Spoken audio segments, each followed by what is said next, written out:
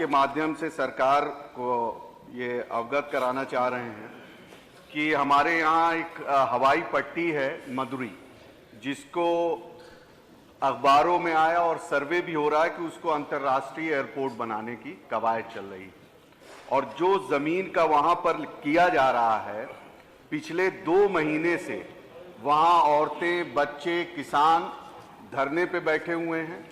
पिछले हम लोग पूरे सभी विधायकगण इस 9/9/2022 को डीएम के माध्यम से माननीय मुख्यमंत्री को ये लोगों की जो प्रार्थना पत्र भेजा गया था, और उसके बाद फिर 2/11/2022 को भी लगातार हम लोग सरकार से ये मांग कर रहे हैं कि वहाँ पर जो मदुरई स्थित हवाई पट्टी का विस्तार है, वहाँ पर तकरीबन 40,000 की आबादी उससे अफेक्टेड हो रही है।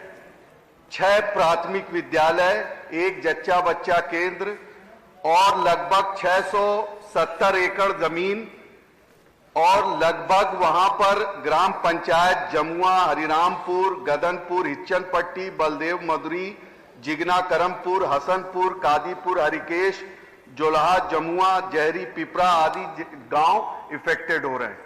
ऐसे किसान हैं वहां पर कि जब उनकी जमीन ले ली जाएगी तो उनके पास कोई भी जमीन उनकी बचेगी नहीं खेती के लिए, रोजगार के लिए। और सबसे बड़ी चीज ये है कि इन तमाम गांव के जो आबादी मकानात हैं पूरी तरीके से वहां से खत्म हो जाएंगे, लोग बेघर हो जाएंगे।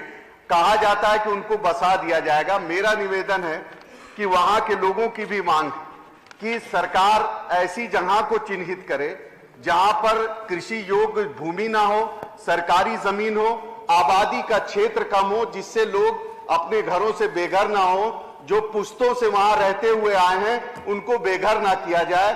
और लगातार अवगत कराने के बाद माननीय अध्यक्ष जी, सरकार की तरफ से कोई भी प्रतिनिधि मंडल वहां नहीं गया उन किसानों से, औरतों से, बच्चों से बात करने के लिए। और तो और वहां पर नपैया रात के अंधेरे में की जा रही, और जब उसका आंदोलन हुआ तो उसको फिर उन्होंने रोकने का काम किया। तो मेरा आपसे, आपके माध्यम से सरकार से निवेदन है कि इस पे विचार करके उन किसानों को, गरीबों को सहूलियत दी जाए और ऐसी जहां चिन्हित की जाए जिससे कृषि योग्य भूमि ना जाने पाए और लोगों की आबादी इफेक्टेड ना हो। बहुत बहुत यादव जी।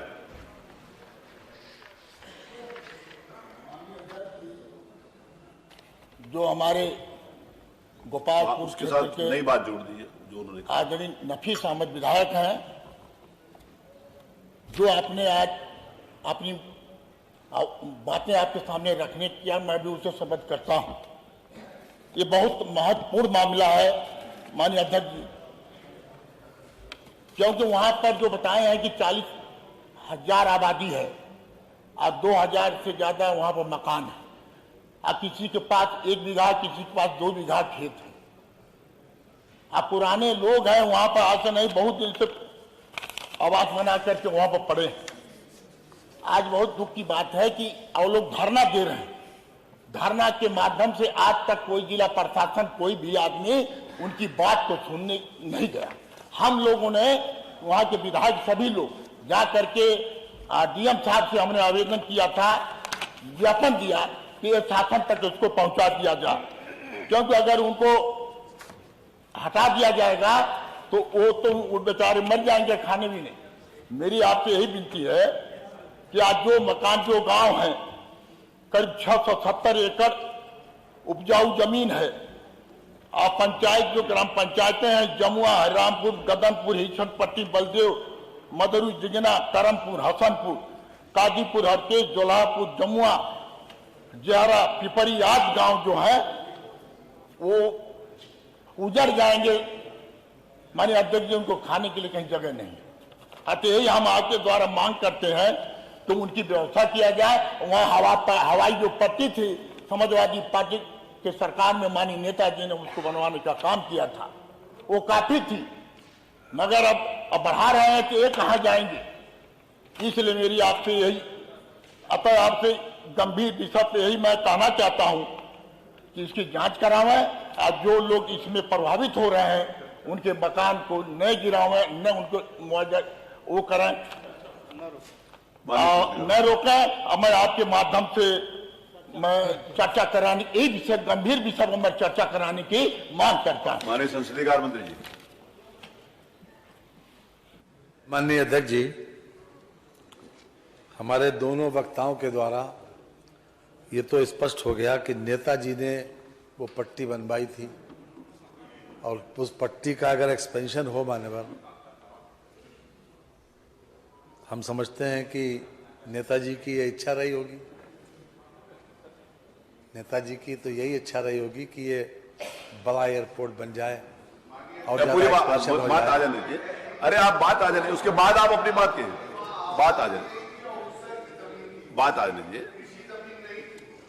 बात माननीय मंत्री जी बोले। दूसरी बात मान्यवर, जमीन जब सरकार कोई लेती है तो उसका मुआवजा भी देती है और मुआवजा सर्किल रेट से 4 गुना मिलता है। ग्रामीण क्षेत्र का आप बता रहे हैं 670 एकड़ है, तो लार्जर इंटरेस्ट में ये काम हो सकता है हो रहा हो, मेरे पास पूरी सूचना नहीं है, लेकिन नेताजी के द्वारा जो चीज़ शुरू की गई, आप लोगों को तो सहयोग करना चाहिए, क्योंकि जब उन्होंने कोई बड़ा सपना देखकर ही उसकी शुरुआत की होगी। जो हम अगर मान लिया आगे बढ़ा रहे हैं तो इसमें तो सहयोग करना चाहिए। मैंने श्री नफीस अहमद जी को सुना, श्री दुर्गा यादव जी को मैं सुना, माननीय मंत्री जी को सुना, जिलाधिकारी एक मिनट,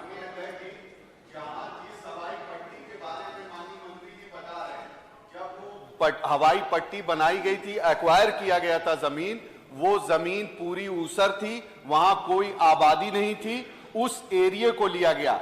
लेकिन जो सर्वे हुआ और सर्वे में जो लिया जा रहा है उसमें पूरी की पूरी 40,000 की आबादी इफेक्टेड हो रही है, 10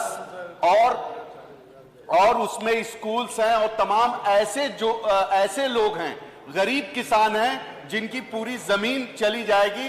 और जो बात आप कर रहे हैं सर, आप ये बताएं कि जो पुराने लोग जो 100 साल से वहां बसे हुए हैं, जिनके बाप दादाओं की वहां अस्थियां हैं, उनके जज्बात जुड़े हुए हैं, उनको आप कहां लेके जाके बसाएंगे?